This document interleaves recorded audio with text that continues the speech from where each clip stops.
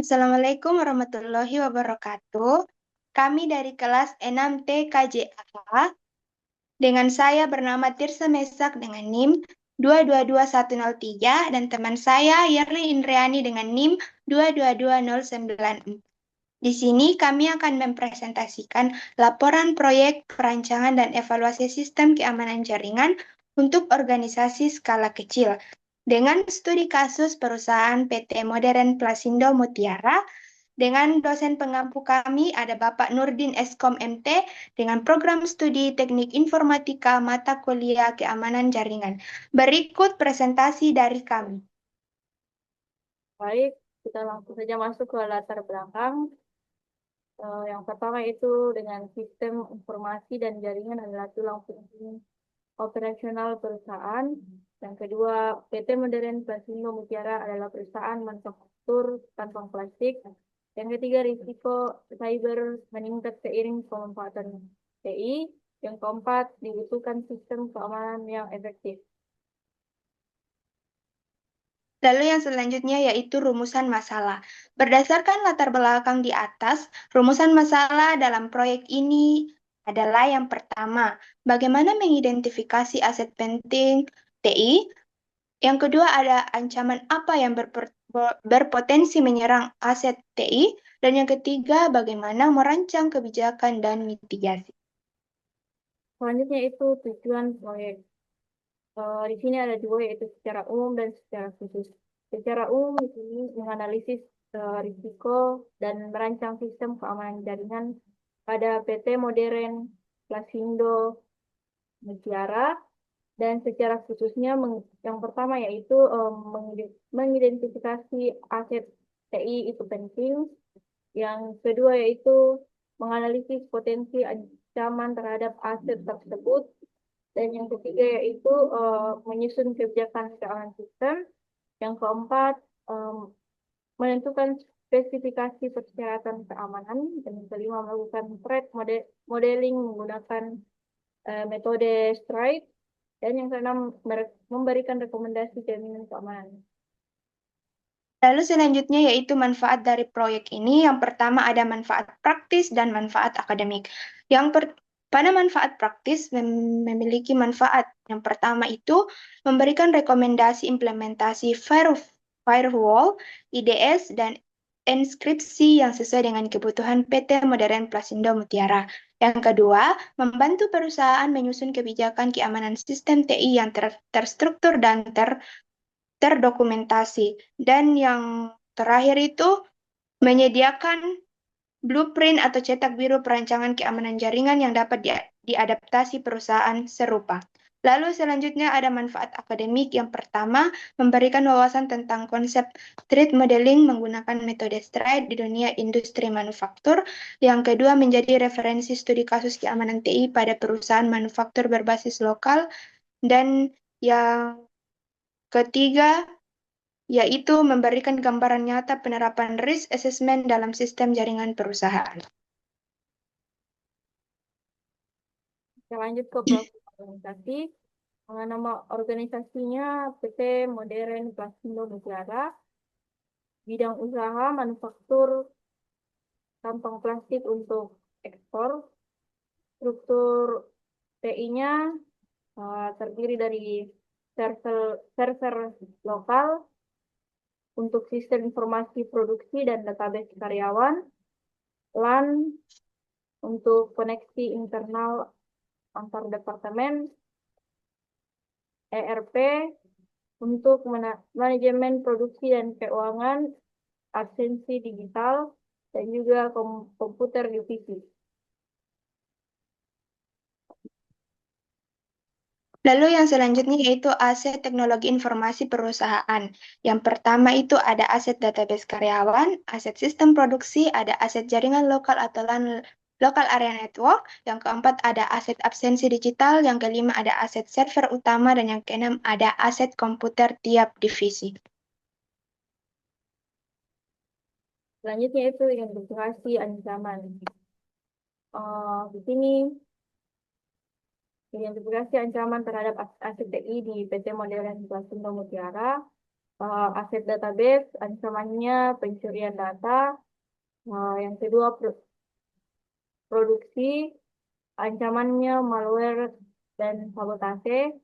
Dan selanjutnya itu jaringan lokal atau LAN, ancamannya itu sniffing DOS, eh, aset absensi digital, ancamannya kerusakan perangkat dan hacking. Yang terakhir yaitu server utama, ancamannya DDoS dan pencurian data. Selanjutnya yaitu analisis risiko. Setelah melakukan identifikasi ancaman, langkah selanjutnya menganalisis risiko untuk menilai seberapa besar dampak dan kemungkinan dari ancaman tersebut terhadap aset teknologi informasi perusahaan. Ini dilakukan untuk bertujuan membantu menentukan prioritas penanganan berdasarkan tingkat risiko yang dihasilkan dari kombinasi antara dampak dan kemungkinan terjadinya ancaman. Hasil analisisnya itu terdapat risiko tinggi dan risiko sedang. Risiko tinggi itu terdapat pada aset database database karyawan, di mana ancamannya pencurian data. Ada juga aset produksi, di mana itu sistem informasi produksi, di mana ancamannya itu malware. Dan yang terakhir itu ada risiko tinggi, di mana asetnya itu ada aset LAN dengan ancaman phishing. Lalu selanjutnya ada risiko sedang. Asetnya itu ada aset absensi digital dengan ancaman kerusakan perangkat. Lalu yang selanjutnya ada risiko sedang dengan aset server utama, di mana ancamannya yaitu DDoS.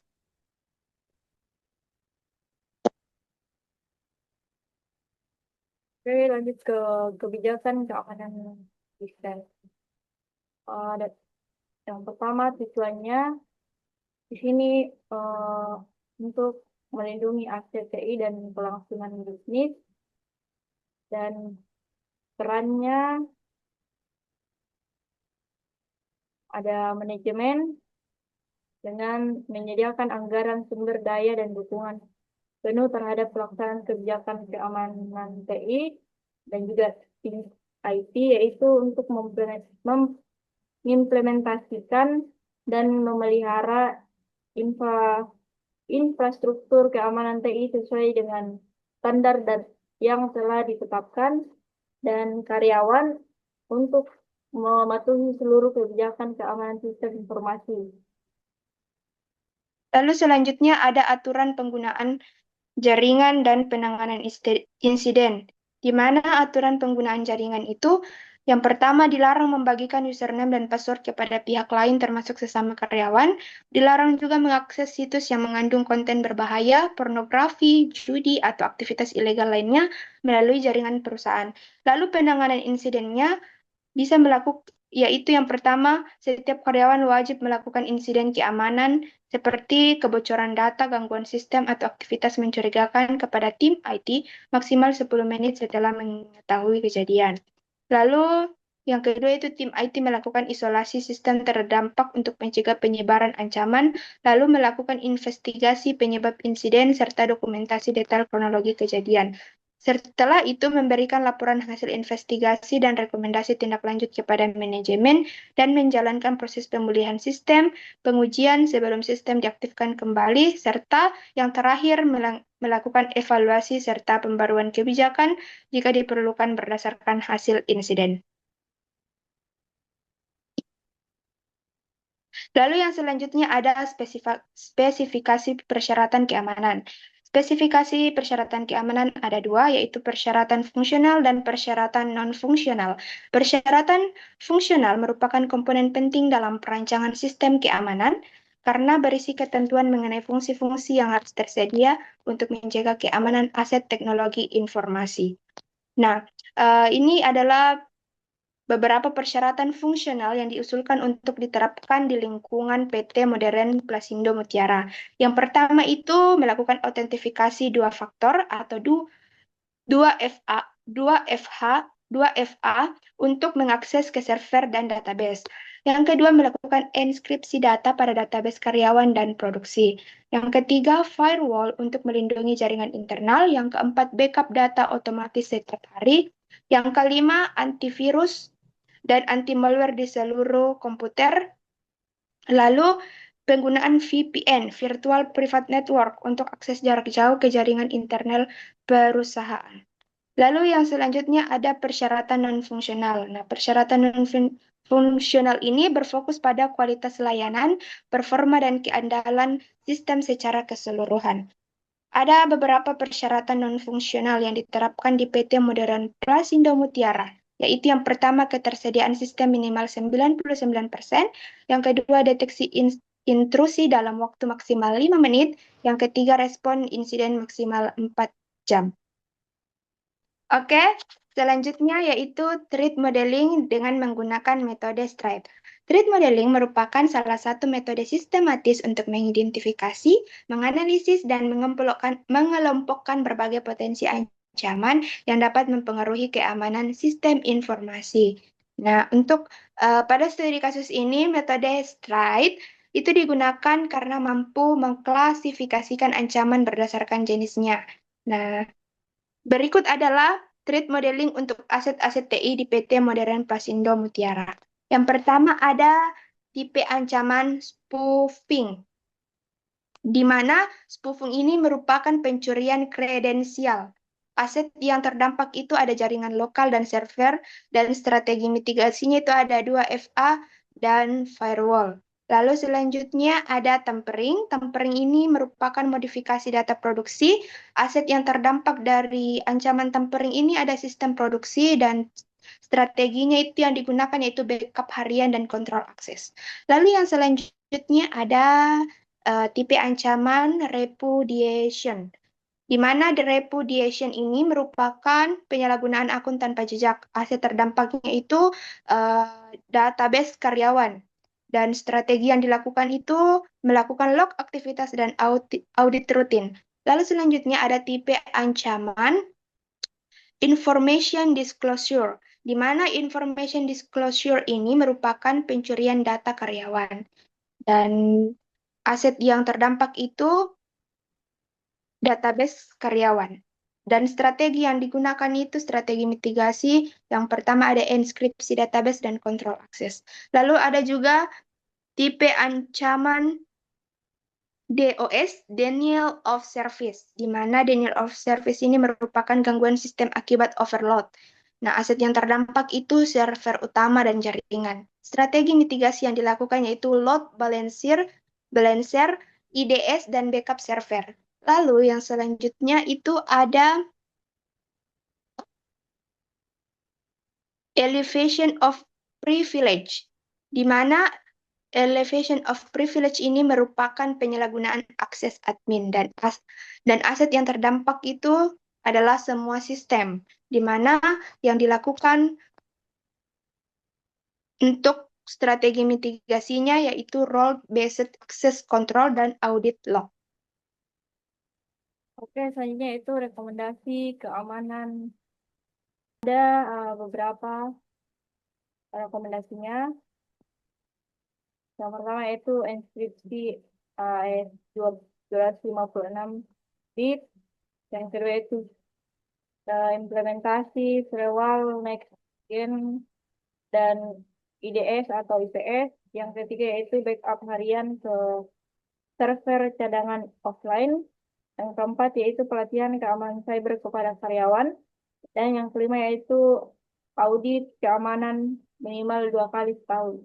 Oke, kita masuk ke dalam kesimpulan. Jadi kesimpulan dari proyek kami yang kami buat ini yang pertama berdasarkan hasil analisis dan perancangan sistem keamanan yang telah dilakukan terhadap infrastruktur teknologi informasi di PT Modern Prasindo Mutiara, disimpulkan bahwa penerapan sistem keamanan jaringan sangat memiliki peran yang sangat penting untuk vital dalam menjaga kelangsungan operasional perusahaan.